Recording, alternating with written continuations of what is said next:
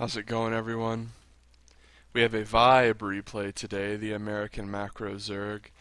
He's playing on the test map, which, if you don't know what that is, basically, it's like a little mod you can play with custom games, and there's a little ladder now for it too. But essentially, it has all the proposed features of Blizzard's new patch. So if you want to play with some of the proposed changes, like the Blink Dark Templar, the Tempest with an ability very similar to Storm, Infestors that can teleport below ground, and other funsy things. Depending on who you ask, fun I suppose, depending on what race you play. You can play the test map. It's in the SC2 client right now. So Vibe, the American player on Root Gaming, is going to go for a hatchery first. His opponent is YellowWheenie, a player who I have played before in 2v2, and that game will be in the description and in the comment section if you want to check that one out afterwards. YellowWheenie is making a gas, he's making a gateway, and he's probably going to expand.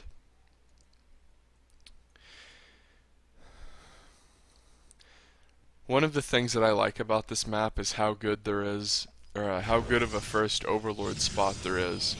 It's very easy to park your first Overlord up here and determine whether or not your opponent has expanded. Vibe has elected to put his second Overlord out kind of in front of his third. This allows him to see the comings and goings of probes.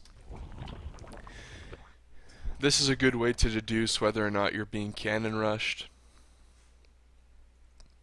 If you see the probe but don't see it coming to your main, there's probably a cannon rush. Vibe's taking a pool but no gas. He's trying to make a third, but YellowWheenie is going to try to stop him. But YellowWheenie did not attack, so now he is forced to lay a pylon. But YellowWheenie's taking his natural. He's making an adept. He's also taking double gas, and he's getting warp gate. Vibe starts to attack this pylon, obstructing his third. He's making lings. So this was a little bit annoying for Vibe, but his money's going to balloon for a bit, but at the same time it won't really actually matter. He gets a fast third. Double queen almost completed for Vibe. And he's still gasless. Two more overlords on the way. YellowWheenie gets a fast Twilight, a pre-3 minute Twilight.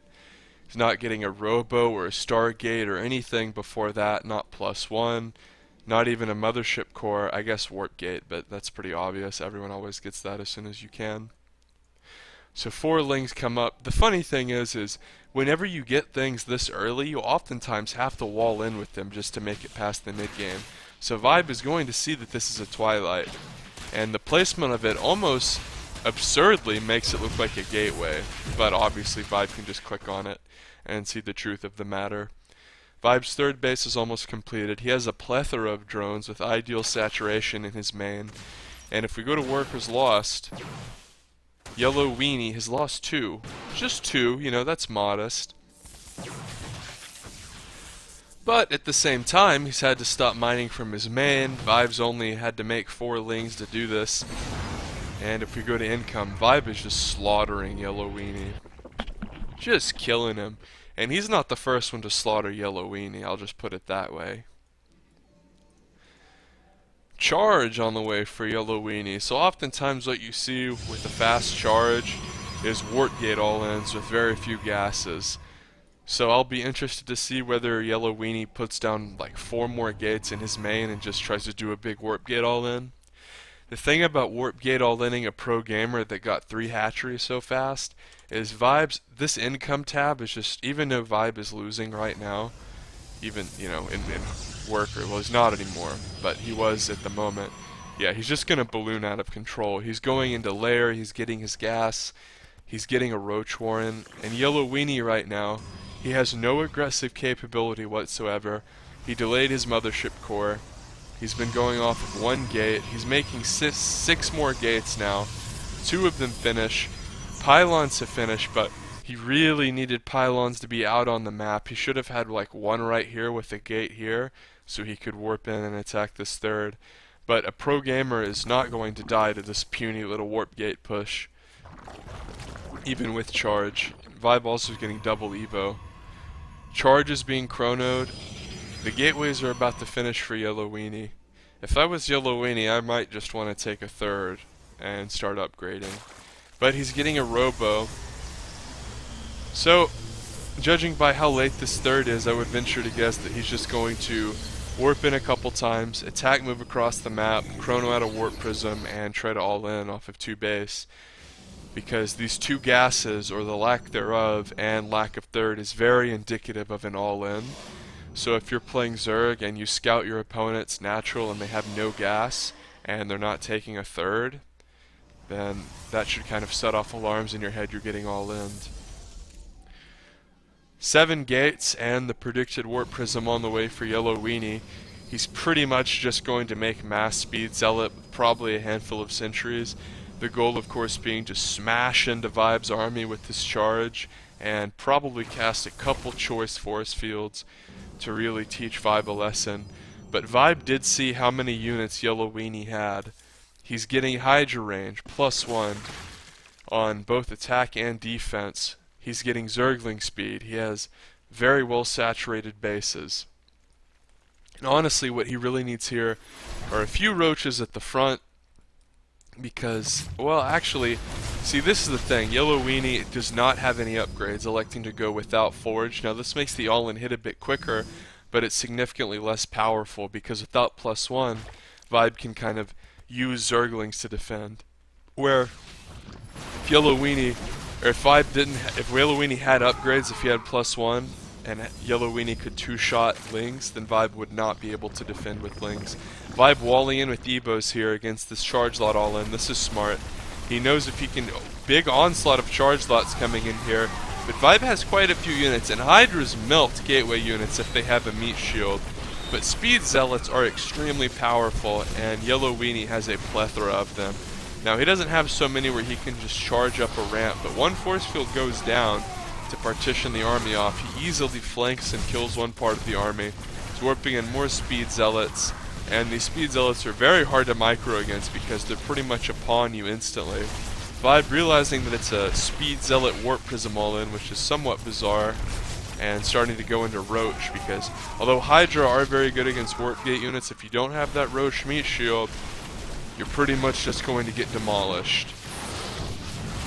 Force field on the ramp of Vibe. If YellowWheenie was smart, I think he would pull all of his forces over and just try to snipe the third, because even though Vibe is doing okay in workers still, and he has a nice amount of tech, he still can easily just reproduce drones and counterattack. Ooh, Warp Prism goes down huge. YellowWheenie has a little observer, so he's going to be able to kill some of the creep spread. Vibe is forced to pull his drones, and he might lose this third. So Vibe is being pressed very, very deeply from this warp gate all-in. And YellowWheenie is getting a DT shrine to follow up things, but without the warp prism, this warp gate aggression is going to stall out. And although it is easier to do a warp gate all-in and just add a robo and make a warp prism, I think it is inferior in some ways to having a backup pylon and a gateway out here. Yes, it takes multitasking, and it's way harder to macro in terms of getting a pylon up here and a gateway up here, because macro with a warp gate all-in is absurdly easy. You just make pylons until, or you make probes, you don't get supply blocked, and then you make all your warp gates at once. But to make a backup pylon out here would require foresight and planning. But that's the problem. If YellowWheenie would have wanted to persist, or potentially warp in DTs right here and hit Vibe in the mouth when he's not expecting it, that would have been useful. Instead, he was relying completely on that warp prism. And even though he has a dark shrine here, he can't do a whole lot. He's taking a third. But if we go to income, Vibe is pretty ahead. He needs to make a few more drones to finish filling out this third, but he has creep spread on the backside, a dropper lord on the way. He's been upgrading well too. This is another very important thing to note. YellowWheenie went for this bizarre Twilight first chrono boosted charge slot warp get all in. Didn't upgrade. He completely went without upgrades, and now he's going into fast DT. And this is a very cheesy, abusive play. He's skipping upgrades.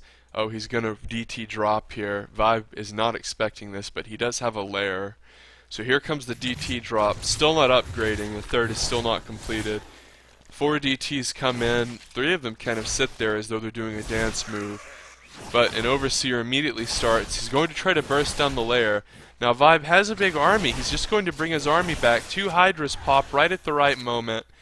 And this Warp Prism is going to be chased. It might die! Oh my lord, it died. And Vibe's +1 range paying off in dividends, excuse me.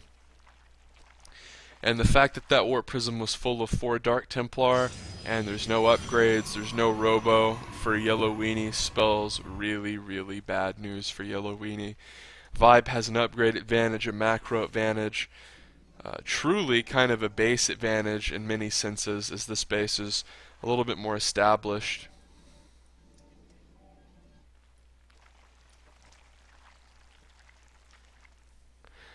So I guess not a literal base advantage, but it's still a macro lead.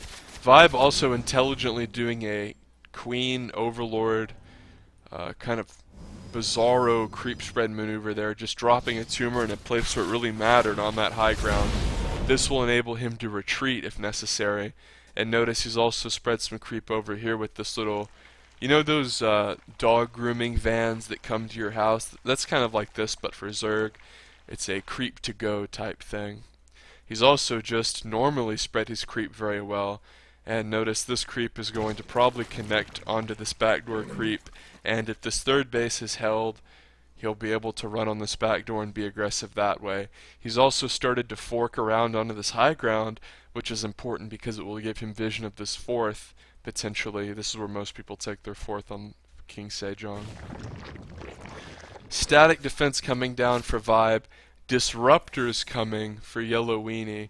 Vibe is up in supply. And notice, Vibe does not have many roaches. He has 41 Hydra. So this, oh, Vibe's ahead in supply, that's more important than it would be if he was going a roach-based comp. 2 ups on the way for Vibe. And speedlots are very good against pure Hydra. 1 roach being killed by a disruptor.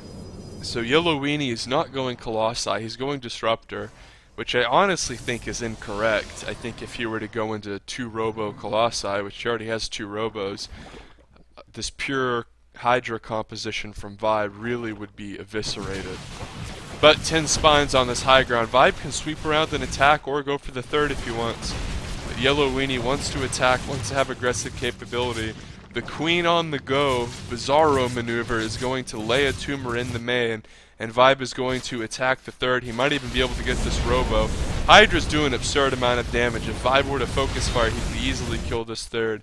The 10 spines on the high ground die. Big hit from the Disruptor. 9 kills total now, many of them Hydra. And Vibe doesn't really focus fire adequately, but he does get creep in the main. This serves the absurd and unlikely benefit of being able to get not only vision but almost harass. You never see creep spread being used for harassment, but if this isn't dealt with, and keep in mind, because of creep spread, you can't just build a cannon or something. He'll have to stop building a disruptor and build a freaking observer to deal with this. So he has to stop robo production time, which Protoss players never like to do, build an observer, clear this out, or he's going to have complete vision in his entire base, and he's going to not be able to build buildings, adequately defend, and Vibe's going to have the advantage if he chooses to go for a Nidus, or even some sort of follow-up drop. Oftentimes, if someone's running around with a Dropper Overlord, they're going to be more likely to drop again. 50 Lings on the way for Vibe, as he's trying to take this middle base. Rocks fall, so Vibe is not going to be able to flank around, but he has his Passion Host, and here come the Passion Host on this well creep spreaded backdoor. Disruptor shots missing, and the Passion Host doing a fair bit of damage. They kill a couple pylons, but more importantly, YellowWheenie being forced actions. YellowWheenie being forced to maneuver, not just focus on his main army or focus on macroing. Vibe needs to be focused. YellowWheenie has sentries. Vibe can get cut off at this ramp. YellowWheenie has quite a few disruptors, so it's very hard to engage as Vibe takes a decent shot there. Swarm hosts, of course, in Legacy of the Void are nothing like what they were in Heart of the Swarm. The Locusts do more damage, but there is a significantly longer ramp-up time. Watch this. Stalker's getting demolished. Vibe should move in with the rest of his army and attack here, but even though he doesn't, YellowWheenie still wants to run away. I mean, this is so much damage. As you just saw, 3 Stalkers got annihilated. And this is what I was talking about. This is why that obnoxious little creep spread on the go harass is so cute. YellowWheenie, even though he desperately wants to catch up in supply, is being forced to waste minerals, building cannons in the middle of his main to try to deal with this nonsense. Meanwhile, Vibe can sit at the top of his ramp with the plethora of Hydras which excel against Warp Gate units, and just dance away from the disruptors. It looks like he's probably going to shut down this Robo and even this third base. YellowWheenie, remember he brought his mothership core back to defend that silly little harass, and it wasn't in position to recall. And despite the Dark Templar warp in, Vibe is going to kill that. More free units here for Vibe. The disruptor shot goes off, and he'll get something, but it won't really mean anything, like Ted Cruz winning Iowa. Notice that these Zerglings have +2 attack, so counterattack wise they are absurdly powerful, as we see a few Hydra die. Disruptor shot goes, so some decent disruptor shots here. Is Yellow Marine has a lot of them, almost 10. Spire is almost complete for Vibe. He's getting Hydras as well, but these counterattacks have done YellowWheenie. I know I've been calling him Yellow Marine, but YellowWheenie. Oh wow! Oh my lord!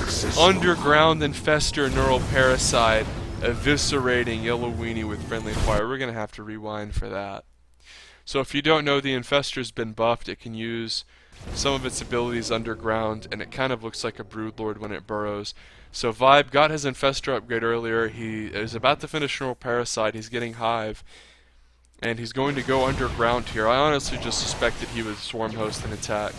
He kills the third, but watch this. His Neural Parasite finish.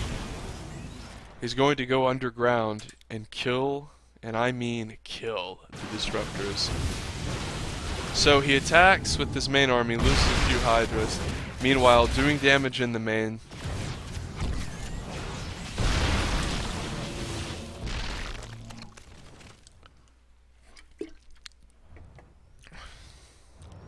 Okay, here it comes. No observer here for Yellow Marine. His Vibe's going Hydra with an Overseer. And here comes, watch this. Neural Parasite mind controls the Disruptors.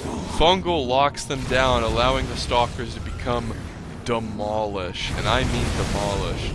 Yellow Marine kills a lot of the Infestors, but what does it matter? He's down by almost 100 supply. So YellowWheenie tried to go double Robo Disruptor, but it just really didn't work out. Vibe kited around, ran backwards, counterattacked, spread creep offensively. Look at this nightmare. Look at this. It's ridiculous. Lots of Hydras for Vibe. A lot of them will die in that shot, but 10 mutas are on the way. And if we go to structures, there's no Stargate. That's what happens when you go double Robo. You're not really allowed to tech a Stargate, especially when you also go DT and get that many Twilight upgrades and lose your third. So YellowWheenie, his back is against a corner. He's going to have a very hard time dealing with mutas, as most of his supply are in these heavy hitting disruptors that only hit ground. He does have Blink, which is his saving grace right now. Vibe is taking another base. He still has a plethora of Hydras, still his Swarm Host. He has lots of tools to help him finish out this game. Successful. Ooh, another fight going on as some friendly fire goes down. This is another thing worth noting, is the more abusive and cheesy the player is, the less likely they are to make observers. And Vibe took advantage of that. The guy who made a pre-3-minute Twilight to do an aggressive all-in with Warp Prism is going to be the guy who doesn't really make observers even when he makes 2 Robos. So Vibe used the Burrowed Infestor, which can do abilities underground in Legacy of the Void, or in the test map, which is abnormal. and completely used it to eviscerate his opponent. YellowWheenie really had no chance there. If you like this, if you want more test map, more vibe, or more me, subscribe.